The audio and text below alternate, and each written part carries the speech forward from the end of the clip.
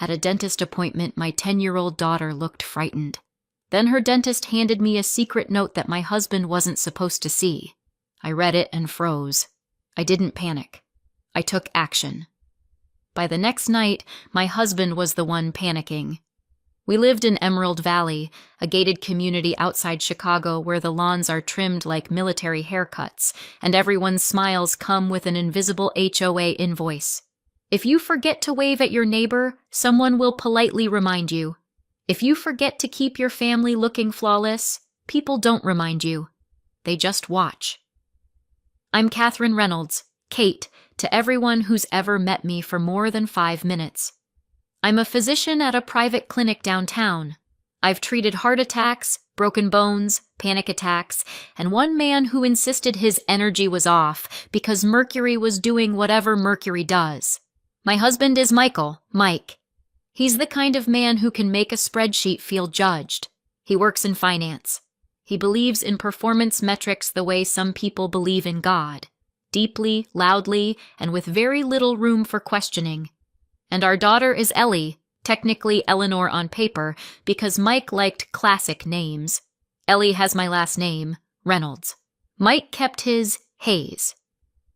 At the time, we called it a modern choice.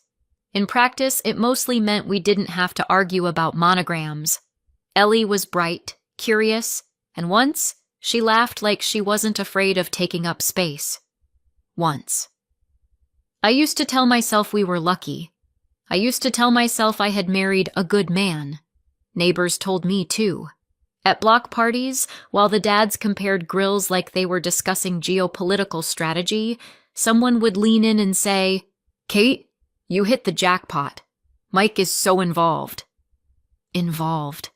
That word sounds warm until you realize it can also mean embedded, like shrapnel. And I would smile, because in Emerald Valley, smiling is part of the lease. The truth is, Mike ran our home the way he ran his department. Goals, deadlines, deliverables. Ellie had a color-coded schedule taped inside a kitchen cabinet. You couldn't see it unless you reached for the cereal, because we weren't advertising it. We were just living it. Monday, math drills, piano, reading log. Tuesday, tutoring, writing practice, character building chores. Wednesday, test prep, screen time earned, early bedtime. Even weekends weren't weekends. Weekends were catch-up and extra push. Mike called it discipline. He said it like it was a gift. I called it structure. I said it like I was a responsible mother. Ellie called it nothing at all. Ellie just did what she was told. The first time I noticed something was wrong, I brushed it off because I was tired and it was easier. Ellie used to talk. She used to ramble about books and weird facts and how clouds looked like animals. She used to ask me questions while I cooked. "Mom, why do people yawn?" "Mom, do fish sleep?" Then one day she stopped asking. Not gradually, just stopped. She also stopped leaving things around the house. No socks on the floor, no half-finished crafts, no stuffed animals wandering into the living room. A 10-year-old without mess is not a well-raised child. It's a child who's scared of consequences. I didn't say that out loud. I thought, she's maturing. Because that was the story that hurt the least. A few weeks before the toothache, her teacher, Jessica Miller, called me after school. "Mrs. Reynolds," she said gently, "Ellie's quieter lately. She sits alone at recess. She's not mean. She's not disruptive. She's just withdrawn." "I'm sure it's just a busy season," I said, the way moms say things when they're trying to keep their world from wobbling. "We're prepping for a competition." "I understand," Jessica said. Then, after a pause, "She also seems terrified of making mistakes. She'll erase a word until there's a hole in the paper." I promised I'd talk to Ellie. I did mention it to Mike at dinner. We were eating grilled chicken and vegetables because Mike believed joy was stored in carbs and should be rationed. "Jessica called," I said. "She thinks Ellie's stressed." Mike didn't even look up from his plate. "Good," he said, like stress was a vitamin. "Good?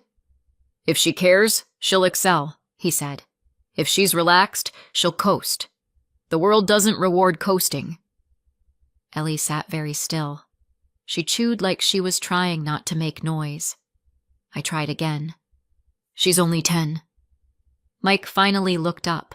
His face was calm, his voice even, the kind of calm that makes you feel childish for having feelings. "And she's capable," he said. "We're not raising average." We. It sounded like teamwork.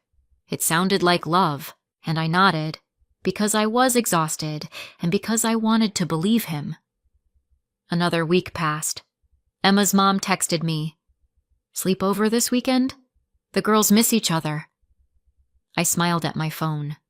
Finally, something normal. "Absolutely," I texted back. Then I heard Mike behind me. "Who's that?" he asked casually, as if he didn't already know. He tracked our calendar like it was a stock portfolio. "Emma's mom," I said. "She wants Ellie to sleep over Saturday." Mike's eyebrows lifted, just slightly. Not anger, not even disapproval. Just decision. "She has practice tests Saturday," he said. "She can see Emma after the competition." It would have taken so little to push back. A simple, "She needs friends." A simple, "No." Instead, I heard myself type, "Sorry, busy weekend." Rain check? Ellie didn't even ask why. She just nodded when I told her, like she already knew how the world worked. That should have gutted me. It didn't. Not yet. Monday morning, Ellie came into the kitchen with her hand pressed to her cheek. "Does it hurt?" I asked. "A little," she said. Her "a little" was the kind kids learn when they don't want to be trouble. It was small and careful, like she was trying to shrink the pain down to something acceptable. I called Dentlux Dental, the clinic everyone in Emerald Valley recommended. In our neighborhood, recommendations were less about quality and more about who you were seen with. They had an opening at 11. I planned to take her alone. I'm a doctor. I can handle a dentist visit. I can handle a lot. Mike appeared in the doorway as I was grabbing my keys. "I'm coming," he said. "You have a meeting," I reminded him. "I'll move it," he said, like meetings were chess pieces. "I want to be there." It almost sounded sweet. Almost. Ellie's eyes flicked to him, and then away so fast it was like she'd touched a hot stove. "You want Dad to come?" I asked gently, because the look on her face wasn't relief. Ellie's head shook too quickly. "Yes, of course."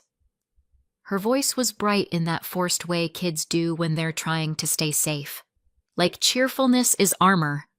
In the car, Mike talked about staying ahead, about how missing schoolwork over a little tooth pain wasn't an option. "You can do half the math set tonight," he told Ellie, "but I want it perfect." Ellie stared out the window and whispered, "Okay." When we got to Dentlux, the waiting room was full of the usual kid-friendly nonsense. Cartoons without sound, a fish tank, a basket of toys that had clearly been disinfected into emotional emptiness. There was a little boy building a tower of blocks.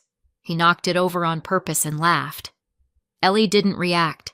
She sat with her hands folded on her lap like she was waiting for a verdict. The receptionist called, "Eleanor Reynolds?" Ellie stood up so abruptly her chair squeaked. I put a hand on her shoulder. She felt tense, like a wire pulled too tight. The dentist was Dr. Brian Sullivan, mid-50s, kind eyes, the calm confidence of someone who's seen every kind of fear and doesn't mock any of it. "Hi, Ellie," he said. "Show me where it hurts." "Back," she whispered. "Okay. We'll go slow," he said. "Mom's right here. Dad, too." And then his eyes landed on Mike. It was subtle. So subtle I might have missed it if I weren't trained to read faces in exam rooms. Something in Dr. Sullivan's expression shifted. Not hostility, not fear, more like recognition, like he'd seen this dynamic before. Mike smiled his corporate smile. Polite, blank. Dr. Sullivan started the exam. Ellie's whole body went rigid under the bright light. She didn't flinch at the mirror. She didn't flinch at the probe. She flinched when Mike cleared his throat. That was the moment my stomach sank, quietly, like an elevator cable snapping. Dr. Sullivan took longer than expected. He glanced at Ellie's jaw, the inside of her cheeks, her gums.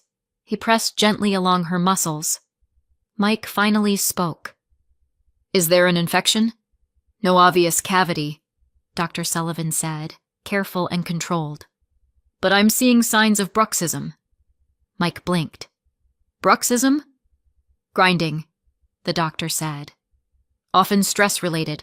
It can cause tooth pain, jaw pain, headaches." Mike let out a small laugh like the doctor had suggested essential oils. "Stress," Mike repeated. "She's 10. Dr. Sullivan didn't smile back. 10-year-olds get stressed, sometimes more than adults. Their bodies just don't have the language yet. Ellie's fingers clenched in her lap. Dr. Sullivan's voice stayed calm. "I'm also seeing repeated small injuries inside her mouth, biting, tension. This isn't a one-week thing." Mike's jaw tightened. "We have high standards. That's not stress. That's motivation." The doctor looked at him in a way that made the room feel colder. "Motivation isn't supposed to hurt," he said. After the exam, we headed to the front. Mike muttered, "We're not coming back here. The guy's got an attitude." Ellie walked between us like she was trying not to touch either wall. We were almost out when Dr. Sullivan came into the hallway. "Mrs. Reynolds," he said, then saw Mike and hesitated. He forced a polite smile, as if this was a normal follow-up. "Call if you have any questions," he said loudly. Then he shook my hand and in the same motion slipped a folded card into my palm. His fingers tightened for a fraction of a second. A warning. In the car, Mike was ranting. "He acted like I'm the problem, like I'm abusing my kid because I expect excellence." Ellie didn't make a sound. At home, Mike said he had to run back to the office and left. And only then did I unfold the card. "I'm concerned about your daughter. Call me when you're alone. There are things we need to discuss. Dr. Sullivan." I stared at it like it was written in a language I couldn't read and yet understood perfectly. I dialed 911.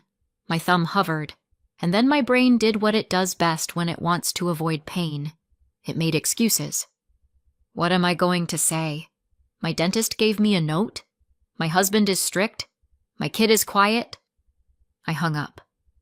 Because illusions are comforting, until they become coffins.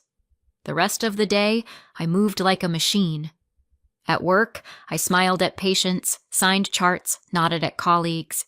My hands did their job while my mind replayed Ellie's rigid shoulders under that dental light. A nurse on my team glanced at me. "Kate, you okay? You look pale." "I didn't sleep," I lied, because that's the kind of lie adults accept without questions. That evening, Mike greeted me with the bright, satisfied tone of a man who believes he's doing everything right. "Ellie's fine," he said. "I gave her ibuprofen. She finished her reading log. No complaints." Ellie said, "Hi, Mom," like she was reciting a line. I hugged her. Her body didn't soften into me. She stayed braced, like contact came with conditions. After dinner, Mike had Ellie at the table with worksheets. He wasn't yelling. He wasn't hitting. He wasn't even being mean in a way that would look bad in public. He was worse. He was calm. "Again," he said, pointing at a wrong answer. "You rushed. You didn't think." Ellie erased. Her eraser left gray smudges on the page and her fingers. "I'm sorry," she whispered. Mike didn't react to the apology. He just watched her like she was an investment he didn't trust. I stood in the doorway and felt something shift in me. Not certainty, not courage, just nausea. The next morning, the second Mike left for work, I called Dent Lux. Dr. Sullivan answered like he'd been waiting for my number. "Mrs. Reynolds," he said. "Thank you. Can you come in today? Alone." 2 hours later, I was sitting in a small office instead of a dental chair. Dr. Sullivan didn't waste time. "I want to be clear," he said. "I'm not trying to destroy your family. I'm trying to protect a child." My throat tightened. "You think Mike is hurting her?" He chose his words like he was walking through a minefield. "I saw a child who froze when her father spoke," he said. "Not normal nervousness, not dentist fear. She was afraid of being observed, afraid of doing something wrong." I started to defend Mike, because apparently my mouth had muscle memory for denial. "He's strict," I said. "He wants the best for her. Strict is not the same as terrifying," Dr. Sullivan cut in, still calm. "I also saw repeated tissue damage inside her mouth, consistent with chronic anxiety and jaw clenching. And her weight, she's on the thin side in a way that can reflect stress or withholding." "Withholding?" My voice cracked. "Food is a common control tool," he said gently. "So is isolation. So is humiliation." I felt heat rise in my face. "He would never hit her." Dr. Sullivan nodded like he'd heard that exact sentence 1,000 times. "Physical violence isn't the only kind of harm," he said. "Fear can shape a child's brain just as powerfully." Then he leaned forward. "I am a mandated reporter," he said. "I had reasonable suspicion. I filed a report with Child Protective Services." The words landed like a gavel. I didn't call," I whispered. "Many parents don't," he said, not accusing, just factual. "That's why mandated reporting exists. I'm also giving you resources. You need a safety plan. If you think your home could become unsafe when your husband realizes what's happening, do not confront him alone." He slid a paper across the desk. CPS hotline information, a local child advocacy center, a crisis line, and a short list of child therapists. I stared at it, suddenly very aware that my medical degree had not prepared me for my own kitchen table. "You're telling me my daughter is being abused," I said, and the word tasted unreal. "I'm telling you, your daughter is afraid," he said quietly. "And fear like that doesn't come from nowhere." I left the clinic in a fog, the kind of fog where everything looks normal from the outside, cars, traffic lights, people buying coffee, and you're the only one walking around with your world split open. That afternoon, Mike texted, "Running late. Board call." And for the first time in years, I was grateful for his absence. I made Ellie dinner. Not the clean dinner Mike liked. Not the lean protein with steamed vegetables and the moral superiority on the side. I made pancakes. Real ones. Butter, syrup. The kind that makes the kitchen smell like a childhood you can actually remember. Ellie sat at the table and stared at the plate like it might be a test. "You can eat," I said softly. She picked up her fork, hesitated, then looked at me. "Is Dad okay with this?" My heart clenched so hard it felt like it had teeth. "Dad's not here," I said. "And you're not in trouble. Ever. Not with me." She blinked rapidly, like she was trying not to cry. We ate in near silence until I couldn't stand it. "Ellie," I said carefully, "I need to ask you something, and you won't get in trouble for the answer. I promise." Her shoulders lifted, tight. "Are you scared of Dad?" She froze. Then, automatically, "No!" Too quick. Too polished. I waited. Didn't push. Didn't argue. Just sat there like a safe place and hoped she'd risk stepping into it. Her lower lip trembled. "Ellie," I whispered. "Please. I can't help if I don't know." The tears came fast and silent. She said. "I'm scared." I reached across the table and held her hands. They were cold. "What does he do?" I asked, and my voice sounded like it belonged to someone else. Ellie swallowed hard. "When I get a B," she said, "he says I'm embarrassing him. He says, 'Do you want to be average? Is that what you want?' And if I cry, he says crying is for babies." My throat burned. "He makes me redo things," she continued, words spilling now, like once the door opened it couldn't close. "Over and over. And he times me. And if I'm too slow, he says I'm lazy." I squeezed her hands. "Ellie." "Sometimes he makes me sit in my room," she said. "Like, for hours. No books. No toys. Just sit and think about what I did wrong." My stomach twisted. "And sometimes," she whispered, eyes dropping, "I don't get dinner. He says if I don't earn it, I don't get it." I felt something inside me go numb. "Did he ever—" I couldn't even finish the sentence. Ellie shook her head. "He doesn't hit. He just looks at me, and I feel like I'm going to disappear." Then she said the line that broke what was left of my denial. "He told me it's our secret," she whispered. "He said if I tell you, you'll pick him anyway. Because he's right." She started sobbing then. Real sobs. The kind kids hold back until the pressure becomes unbearable. "I didn't want you to be mad," she cried. "I didn't want him to be mad. I just wanted to do it right." I pulled her into my arms, and she clung to me like she'd been drowning. "You never have to earn food," I said into her hair. "You never have to earn love. You never have to be perfect to be safe." She cried harder, like safety was a foreign language and she was trying to learn it all at once. I called Mom. My hands shook so badly I almost dropped the phone. When she picked up, I didn't dress it up. I didn't soften it. I didn't protect anyone's reputation. "Mom," I said, "we're leaving. Tonight." There was a pause. Then her voice changed. Steady. Sharp. Immediate. "Pack documents," she said. "Birth certificate, insurance cards, your essentials. I'm on my way."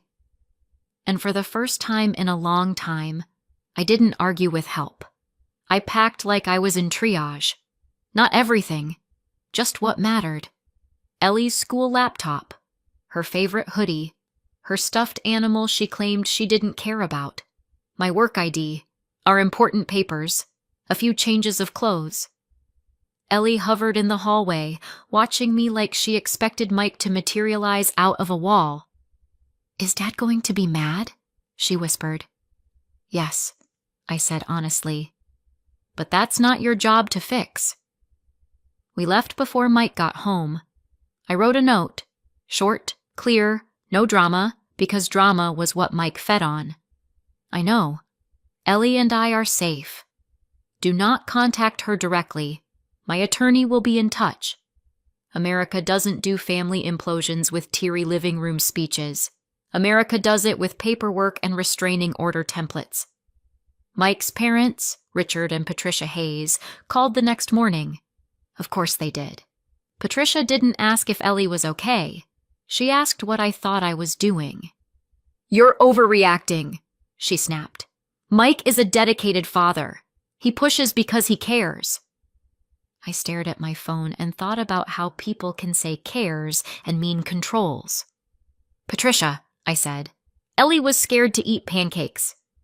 A beat of silence. Then Patricia scoffed. "That's ridiculous!" Richard came on the line with his quieter, sharper voice. "Kate," he said, "you understand what you're doing to Mike's reputation." There it was. The sacred object. Not the child. The reputation. "He did this," I said. "Not me." They hung up on me like I was the problem. Mike called, texted, left voicemails that swung wildly between charming and threatening. "Kate, you're misunderstanding everything. You're poisoning her against me. You're making a huge mistake. I love you both. Come home." Each message was delivered in his calm voice, as if calmness made it true. I didn't answer. I couldn't. Not yet. All I could do was sit beside Ellie at my parents' house and watch her sleep without flinching in her dreams. That alone felt like proof. 2 days later, CPS contacted me. A caseworker came with a clipboard and the steady tone of someone who has heard every version of, "But he's a good man."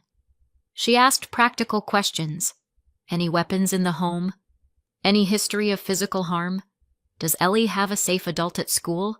Has Ellie ever been left without food? Does Mike monitor her communications?